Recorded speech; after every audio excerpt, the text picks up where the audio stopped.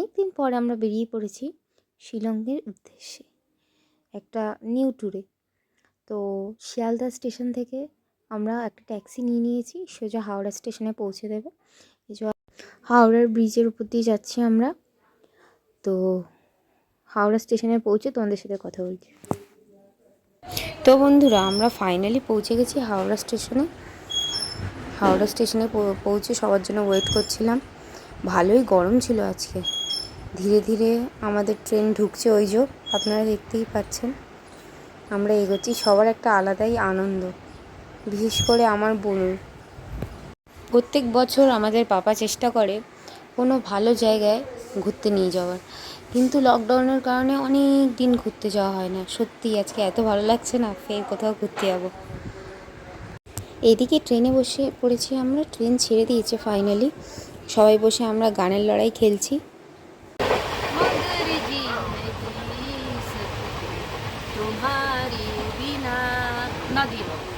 নদিয়া নান্টু ঘটকের কথা শুনা, অল্প বয়সে করলাম বিয়া। তারপরে তার জানি না কি আসলো লাস্টে।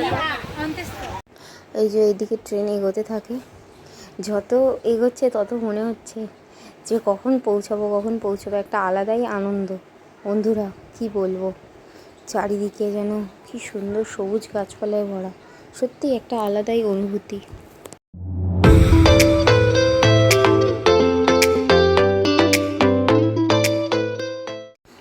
তো এখন রাত 7টা কি 8টা নাগাদ বাজে। এখন আমরা যাচ্ছি বন্ধুরা ফারাক্কা ব্রিজের ওপর দিয়ে। এটা দিনের বেলা হলে না সিনটা যা হতো, আমার বাবা তাও ফোনে ভিডিও করেছে, কিন্তু রাতের বেলা তো কিচ্ছু বোঝা যাচ্ছে না, ওই হালকা হালকা কিছু কিছু বোঝা যাচ্ছে। তারপর সকালবেলা যখন ঘুম থেকে উঠে দেখি সিনগুলো এত মারাত্মক লাগে না, চারিদিকে পাহাড়, এত সুন্দর সুন্দর সিন।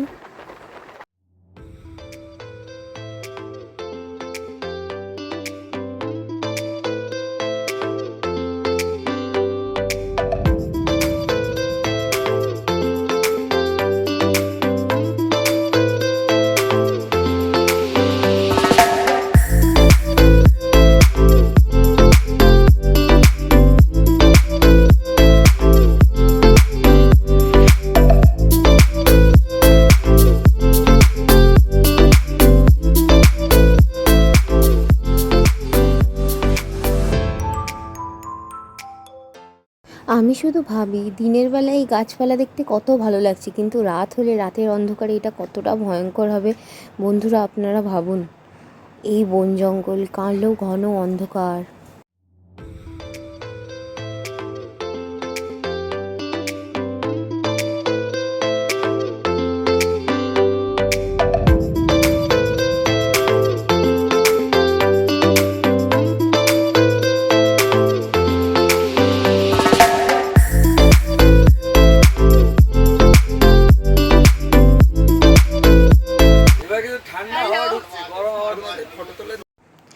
আমাদের সাথে দুটো সিস্টারের সিট পড়ে, তো ওনারা বাংলা ভাষা কিছুই বোঝে না, ওনারা শুধু ইংলিশেই কথা বলতে পারে। এই দুটো সিস্টারের সিট আমাদের সাথেই পড়েছিল, তো ওনাদের সাথে কথা বলছিলাম। তা ওনারা আমাকে একটা যিশু পিতার ছবিও দেন, খুব ভালোও লাগছিল ওনাদের সাথে কথা বলে। ওনারা এত ভালো কি বলবো। আর এই যে আমাকে পুরো ঝুড়ি পাগলি লাগছে, ঘুম থেকে উঠেছি তো কি করব।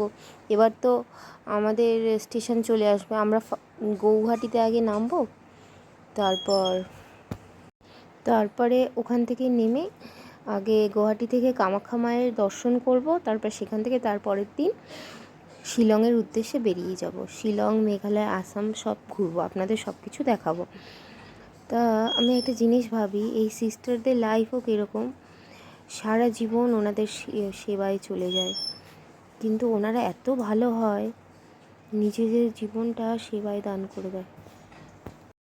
আমরা গুয়াহাটির কাছাকাছি চলে এসেছি, শুধু পাহাড়ের সিনগুলো আপনারা দেখুন, মন ভরিয়ে তুলবে। ট্রেনে বসে বসে যদি এরকম পাহাড়ের সিন পেয়ে যাই, আর কিছু লাগে।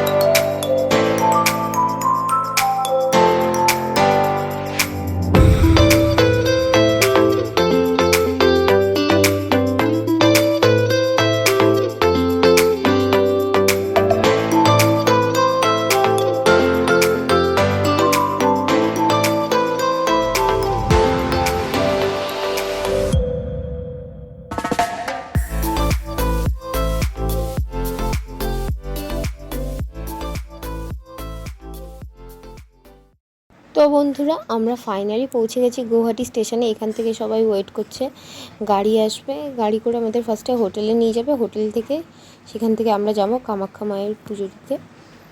দেখো বোনের অবস্থা, দেখো কিরম বদমাইশি করছে, ওকে তাকাতে বলছে, শুধু দুষ্টুমি। ওই দেখো, এটা ছিল গৌহাটি স্টেশনের ভিউ।